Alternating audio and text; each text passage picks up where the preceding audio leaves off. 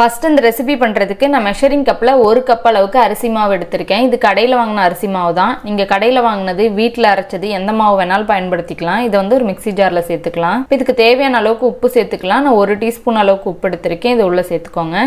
இப்போ எந்த கப்பில் வந்து நம்ம மாவு எடுத்தோமோ அதே கப்லேயே ஒரு 2 கப் அளவுக்கு தண்ணி சேர்த்துக்கலாம்.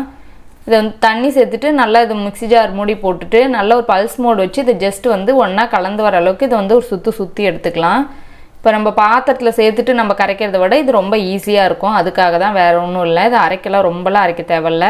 ஒரு சுற்றுனாவே இந்த அளவுக்கு நல்லா கலந்து வந்துடும். இது ஒரு பாத்திரத்தில் சேர்த்துக்கலாம்.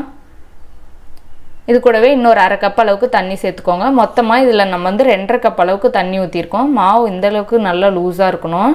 அப்போ தான் தோசை ஊற்ற நல்லா வரும். இப்போ இதில் ஒரு பெரிய வெங்காயத்தை நல்லா பொடியாக கட் பண்ணி வச்சுருக்கேன். இது உள்ளே சேர்த்துக்கலாம். இது கூடவே ஒரு சின்ன சைஸ் கேரட்டை நல்லா மெல்லிசாக துருவி வச்சுருக்கேன். இதையும் உள்ளே சேர்த்துக்கலாம்.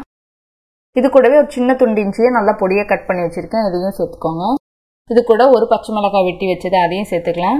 இது கூட கொஞ்சம் பொடியாக நறுக்குன கறிவேப்பிலை, கொஞ்சம் மல்லி இலை கொஞ்சம் நான் அதிகமாக சேர்த்துருக்கேன். இந்த ஃப்ளேவர் எனக்கு பிடிக்குங்கிறனால.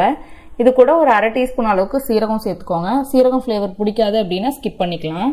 சேர்த்துட்டு எல்லாம் நல்லா ஒரு வாட்டி கலந்து விட்டுறலாம். இதை வந்து ரொம்ப நேரம் நம்ம இதை ஊற வைக்கணும், கொஞ்சம் நேரம் புளிச்சு வரணும் அப்படின்லாம் எதுவுமே தேவையில்லை. நம்ம கலந்த உடனே வந்து நம்ம தோசை ஊற்றிடலாம். தோசைக்கல் நல்லா காஞ்சிட்ருக்கு.